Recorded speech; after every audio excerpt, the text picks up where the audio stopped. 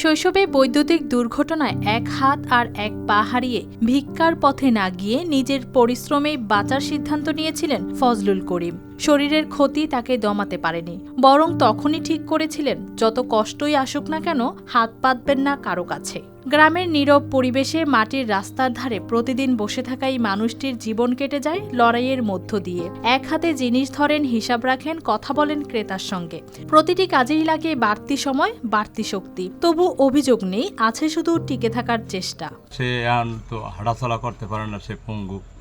ওই থেকে অ্যাক্সিডেন্ট হয়েছে, এখন মনে করেন যে এখন ছোট্ট একটা দোকান কোনোরকম দিয়া এগুলো লইয়া তার জীবনযাপন চলে, এবং সে ভিক্ষে করতে মনে করেন এগুলো একটা লজ্জাজনক।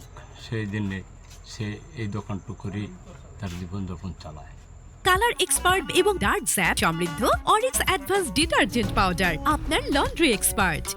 বরগুনার আমতলী উপজেলার প্রত্যন্ত গ্রাম কেওয়াবুনিয়ায় গ্রামের স্কুলের পাশে ছোট্ট একটি দোকান গড়ে তোলেন তিনি। দুই মেয়ের ভবিষ্যৎ চিন্তাই তাকে এনেছে এই পথে।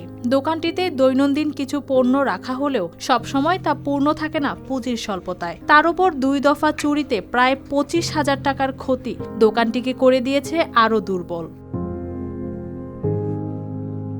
তারপরও প্রতিদিন একইভাবে মাচায় বসেন ফজলুল করিম, কারণ এই দোকান শুধু আয়ের জায়গা নয়, আত্মসম্মানের প্রতীক। সহজ পথে ভিক্ষা করে বাঁচার সুযোগ থাকলেও সেই পথে যাননি তিনি। দুর্ঘটনায় আমার হাত পা হারানোর পরে অনেক কষ্টে বড় হয়েছি। বড় হওয়ার পরে বিবাহ শাদী করার পর আমি এই ছোট্ট একটা দোকান দিয়ে জীবনযাপন চালাইতেছি। এতে করে আমার পরিবারের 4জন সদস্য, এই 4জন সদস্য সহকারে এই দোকান দিয়া চালাইয়া চলতে আমার অনেক কষ্ট হয়, তবুও আমি চলার চেষ্টা করি। গ্রামের মানুষদের কাছে তিনি কেবল একজন দোকানদার নন, সাহস আর আত্মমর্যাদার উদাহরণ। এত পঙ্গু মানুষ, হাত নাই, পাও নাই, 4জন মানুষ খাওয়াইয়া খুব কষ্টে কোনো রকম দোকান চালাইয়া খায়। ভাই ভিক্ষে আর কি করে না, মানবতা একটা জিনিস আছে না, আল্লাহ পঙ্গু করছে, এইতে মাইতে করে দোকান চালায়। হ্যাঁ, তো দোকান বেমালা হয়ে গেছে, বেচা কিনা হয় না। তার জীবন যেন বলে দেয়, শরীর ভেঙে গেলেও মন ভাঙলে হার নিশ্চিত, আর মন শক্ত থাকলে চলতেই পারে লড়াই। News desk, RTV।